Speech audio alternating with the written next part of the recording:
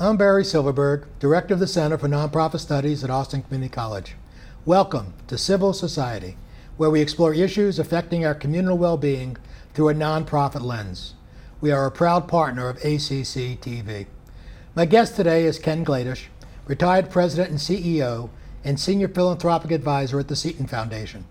Ken spent the vast majority of his life in the world of philanthropy. He served with the Indianapolis Central Indiana Community Foundation, the Indiana Humanities Council, and as President and CEO of the Austin Community Foundation. He also serves as a visiting scholar at Indiana University Center of Philanthropy, and 6.5 years as the President of the YMCA of the USA, during which he traveled the country and world representing the YMCA. And that leaves out many other roles he has played as a professional and volunteer leader. Ken received his bachelor's degree from Hanover College, where he currently serves on its Board of Trustees. His master's and PhD are from the University of Virginia in Government and Foreign Affairs. Ken, I'm thrilled to have you on the show today. It's really good to be with you. So we're entitling today's episode Confessions of a Philanthropoid. So what is a philanthropoid? Right. Well, it's a somewhat facetious term, which I take undue credit for, although it's been used by a whole bunch of other commentators and writers about the subject of the charitable and philanthropic sector. I say a philanthropoid is a person who gives other person's money away, as compared to a philanthropist who gives her own money away. Ah, interesting. So what is philanthropy? That's a pretty broad question, Well, Barry. we only ask the most important questions on this show. Well, you know, it comes from, the word philanthropy comes from a derivation of the Greek around the love of mankind, the love of humankind. And I liked the definition of philanthropy that was crafted by Robert Payton, now deceased, the late director of the IU Center on Philanthropy, former president of the Exxon Education Foundation, where he said, philanthropy is voluntary action for the public good. Voluntary action for the public good, meaning it's more than an exchange relationship of financial resources, but includes volunteerism, activism, advocacy, and engagement in the larger public good activities that any culture or society has. So it's more than just giving money. It is. Most people, you know, when you're reading about newspaper stories or you're having a conversation in your community, when they think of philanthropy, they think of the major foundations. In our own community, Right. It would be something like the Michael and Susan Dell Foundation or the St. David's Foundation. You had Earl Maxwell as a guest on your show. Or the Austin Community Foundation. But beyond the aggregation of financial resources and the making of grants to support good work, there's a whole range of activities that come under the umbrella of philanthropy in a particular community. So, as I mentioned in the intro, you've had and I didn't tick off all of your accomplishments and all the service you've provided to our society. What, of all of that, your long and distinguished career, what are you proudest of? Wow, that's a really interesting question. I guess I'm proudest of the partnerships in which I engaged with board members, staff colleagues, and volunteers in the variety of nonprofit organizations that I had the privilege of working with and for. I'm proudest of the fact that I made it through a career with no scandals, because in the current and contemporary life, especially when you're dealing with major national organizations like the YMCA, there are all kinds of issues and challenges that you don't anticipate, that you don't control, that you're not in charge of. I understand the investigations aren't complete. That's probably true, Barry, sadly so. So when you talk about partnership between professionals and volunteers, how would you characterize those partnerships? What is the ideal relationship from the level of activity you've engaged in? Yeah. The volunteers who serve as board members, as volunteer board members of nonprofit organizations, at their best are attracted by a common devotion to the mission, whatever the mission of that organization is. Right. That the most important thing for them ought to be and is that their actions as a board member support the development, the creativity, the impact of the organization, and not that it has a positive impact on their reputation, on their standing, or on their recognition in the community. Now, I would hope that most volunteer board members would get credit in the community for what they've done. But that should not be the motivation. The motivation should be around common devotion to the mission. Leave self at the door and engage together in common effort on behalf of whatever the mission might be. In the case of the YMCA, as an example, the mission in short was we build strong kids, strong families, and strong communities. In the case of the Community Foundation, it was a devotion to the creative development of philanthropy in the community to support the most important needs that were being expressed. And of course, the nonprofit sector includes everything from organizations that focus on basic human needs and poverty to high art and higher education, everything in between. And they are a characteristic mark of the particular culture out of which you and I have grown, the United States of America and its history. Right. So we started our relationship when I had asked you, and you'd moved to Austin and as head of the Community Foundation, and asked you to share a piece you wrote about July 4th and liberty and the nonprofit sector. So given the turbulence of our times, what is the contribution that the nonprofit sector makes to American democracy? You know, I have the privilege of teaching graduate courses at the LBJ School's RGK Center on Philanthropy. And in trying to think of a kind of formative dialogue that one could have with students of the nonprofit sector, I hit upon the idea that perhaps one of the most important and not as widely commented on attributes of the sector in our own society, the Society of the United States of America, was that the nonprofit sector itself was a major contributor to our freedom, to our liberty, and to our form of government. We oftentimes limit that conversation to the formal activities of government, legislative bodies, executive bodies, the electoral process, the legal process. But in actuality, I think, if you go back to the founding of the Republic, you find at the beginning this idea that there ought to be some kind of an independent sector. We actually have 4 sectors in American life, right? We have the business sector, the government sector, the nonprofit or independent sector, and then I would add a 4th, according to kind of Aristotelian thinking, the family sector. A terrific historian of the American South, a woman by the name of Anne Fryer Scott, in a lovely book called Natural Allies about the women's associations of the antebellum South, writes that those associations were like miniature republics in which the women of the South learned the instincts, the disciplines, the ideals, and the habits of citizenship. And I think one could say that in addition to the proximate good that nonprofit organizations accomplish, whether it's in healthcare or education or the arts, there is this overarching contribution they make to our society. Because you think about it, the same skill sets that are necessary to be a good citizen or to serve in government are required of those who lead nonprofits or who serve as nonprofit board members. So the ideal of coming to consensus, participation, voting, the use of formal procedures on decision making, and engagement in understanding the larger culture. So these things all combine to create an environment in which nonprofit organizations, in addition to the proximate good, are making a major contribution to creating citizens for the future of the United States. And this goes all the way down to kind of elementary and junior high and high school in student government organizations and membership associations and the rest. And I think at our peril, we don't pay attention to that piece of the nature of the nonprofit and philanthropic sector in every community in America. So in what I'm hearing you say is that it's really a great learning environment for the folks who eventually become our politicians and statesmen and government leaders. Yeah, absolutely. In fact, some of the demographic studies that have been accomplished around the coincidence of experiences in the nonprofit sector and larger civic participation suggest, for instance, that persons who attend religious ceremonies of whatever kind, have a religious affiliation of whatever kind, are more likely to vote, as an example. Young people who arise out of civic associations like the Boy Scouts and the Girl Scouts and the Boys and Girls Clubs and the rest are more likely to participate in volunteers in their community.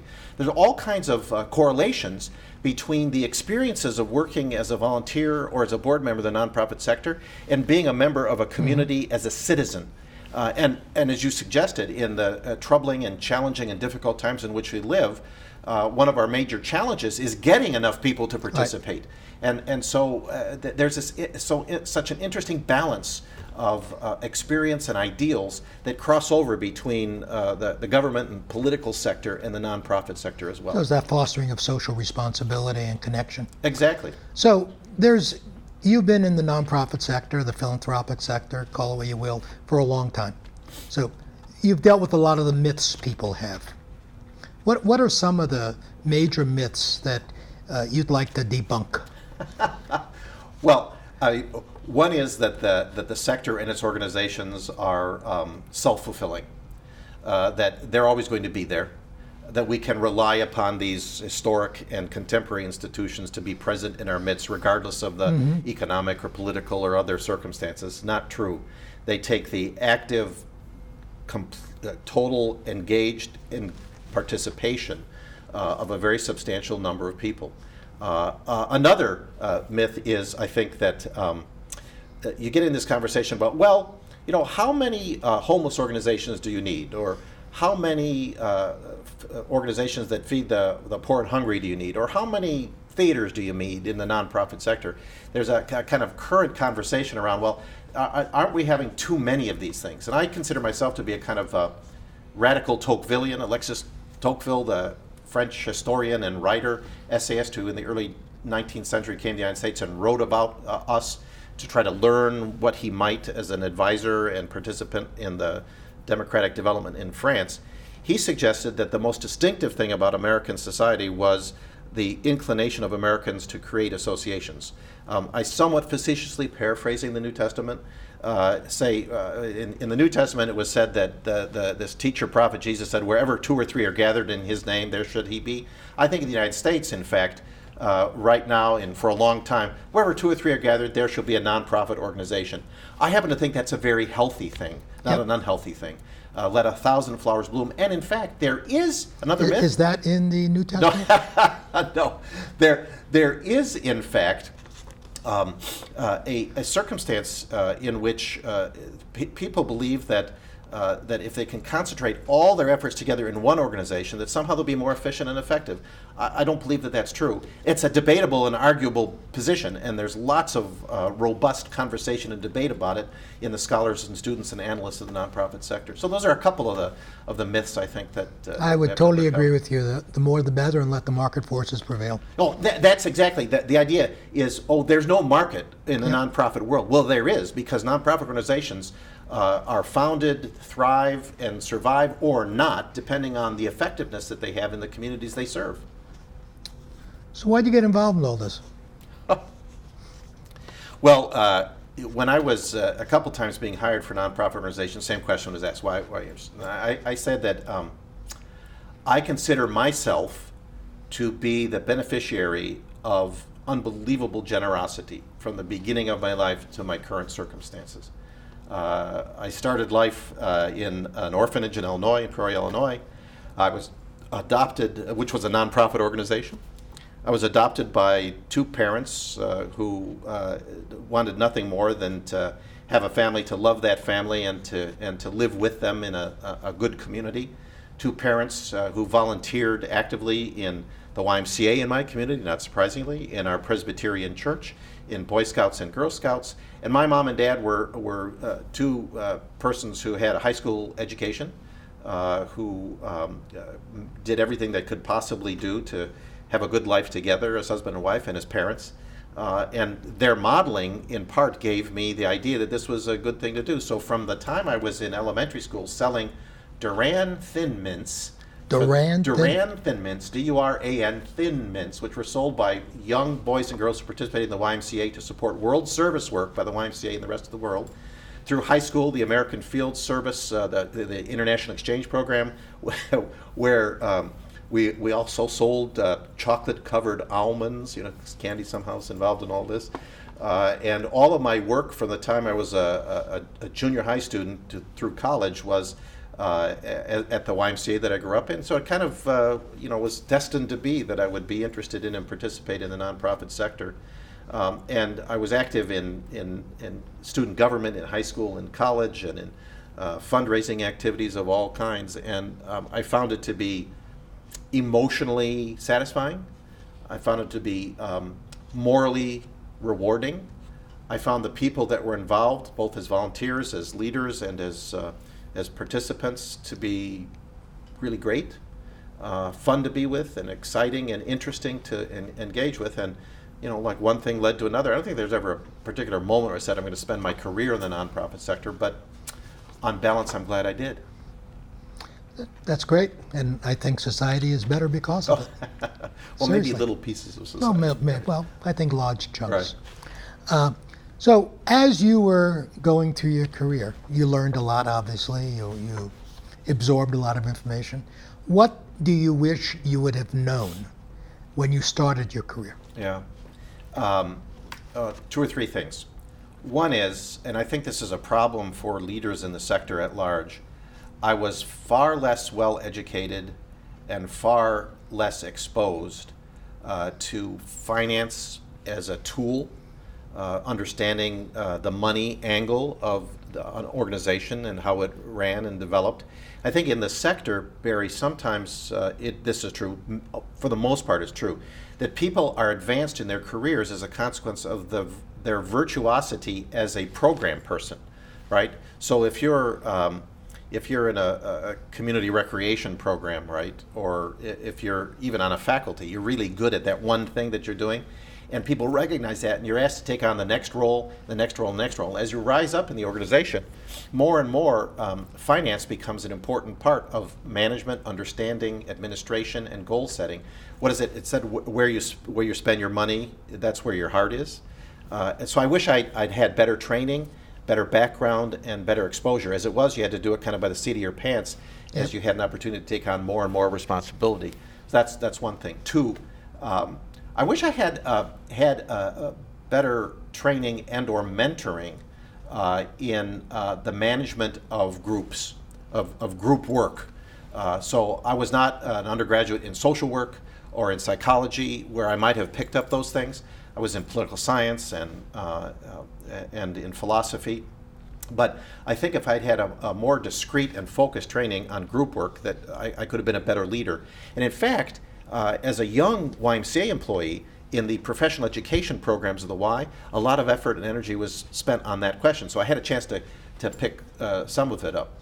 A third would be, I wish I had understood how better to supervise young people. And I learned that along the way, but that was an important part, to recruit, to identify, engage, and then train and lift up young people with whatever skill sets were necessary in the particular organization that I had the privilege of serving. So those are a few things that I think would have been very helpful. Very insightful. So what would you tell somebody going into the arena? And I consider the nonprofit sort of the arena. Yeah. Okay. What would you tell somebody entering into the arena or thinking about entering the arena based upon your sagacity? Right, there you go. Yes, I have a little sagacity. I think 2 or 3 things. One, that you can have a rewarding and productive career vocation for your whole life in the sector. That the diversity of opportunities for professional service and leadership are so vast that you should begin with the idea of a career and a mission. Second, I would say, go to work, if you're going to work in the nonprofit sector, for an organization in whose mission you believe that you can invest in. So it's not just the job or the paycheck, but it's what is accomplished by the organization that provides that job and that paycheck, and the way in which you might be able to make a significant and substantial contribution as an employee. I would say third, make an effort also, however, if you're in the sector, to carve out some time and space for your own health, emotional well-being, and break. Because when you're inside of nonprofit organizations, which for the most part don't have a large number of extra staff, you're going to be working 24/7 and available all the time around the mission of the organization. Be conscientious, conscious, and deliberate about taking time for yourself, for personal growth and development, for relaxation, and for engagement. And especially if you made the choice and have the privilege of having a family, take the time to attend to your family. Because I would say a couple times in my own career, I probably didn't spend the kind of time that would have been warranted for my family, for my wife and our two children. And if I look back, I think, well, those few hours I could have devoted more time to the family. So those are a few things I'd say to a young person. Yeah, we tend to be rather self-abusive in the nonprofit sector. We're so caught up in our mission that sometimes we forget about ourselves in the process. And I think your words certainly remind us of the importance of that. I guess that one other thing I would say, which is kind of I guess it might be a disappointment about working in the sector, that is to say, it is not true that working in the sector means you will avoid all the common problems and issues of working in government or the for-profit sector. I mean, there are people in the nonprofit sector, just as there are in these others, and they have their peccadillos, they have their strengths and their weaknesses. They can be mean, just like other people can. Really? And so I think it's important to recognize that even though you're in this sector, which claims for itself a higher moral ground and has a missional focus that is rooted in some moral conviction, you're still going to experience all of the difficulties and challenges and stresses and strains of working in a human institution and organization. And don't be disappointed by that, but kind of redouble your efforts and understand that that's just a part of working in the sector. So, very quickly, because we're running out of time, what do you see as the future of the philanthropic sector, the nonprofit sector, although they are somewhat different, in our city of Austin in the next 10 years? Yeah. When you get a bunch of nonprofit executive and activists in Austin together, there are 2 or 3 themes which always rise to the surface, right? One is, Austin is a place in which there's an untold amount of competition for financial resources and volunteers. We have one of the largest number of nonprofits, and wouldn't it be better if we had less? Well, I will predict we're not going to have less, because the inventiveness of people around a variety of missions, again, from basic human needs to high art and higher education, are incredibly creative. And so we're not going to have fewer nonprofit organizations. I don't care how many scholars tell us that we should have fewer, how many analysts or philanthropists or foundation executives, we are not going to have fewer organizations. And I don't think that's a bad thing. I think that's a good thing. I totally agree. Yeah. Secondly, a major theme has got to be the identification, engagement, and uplift of a rising generation of nonprofit leaders, both volunteers and professionals. And that's going to be a big challenge. Always has been. It's not going to change. And it'll be interesting to see what the baby boom generation, our generation, has bequeathed to the next in terms of that role. I'm a Gen Xer. There you go. Yeah, sure. We have a lot of young people who would just as soon have the baby boom generation get out of the way because they're prepared to take on the reins of leadership. And I think Austin has an incredible resource of young people, and the city benefits from the fact that we're a magnet for all kinds of other activities and organizations. Third, I would say that we're going to see an increasing share of the wealth of rising generations devoted to unique forms of philanthropic engagement. The continued acceleration of the donor-advised fund, the development of nonprofit LLCs, of low-profit organizations. We're in a moment of extraordinary creativity, and I'm hopeful that that creativity will lead to the creation of a whole range of approaches that will make a major contribution to both solving problems and uplifting the community. My very last question, because we're almost out of time, Right. is I'm honored to be a guest at your UT class once a year, and I'm glad you invite me, and it's a great opportunity. And you interview me as part of that process. How does it feel being on the other end? Well, unaccustomed as I am to speaking or sharing my opinion, That's right.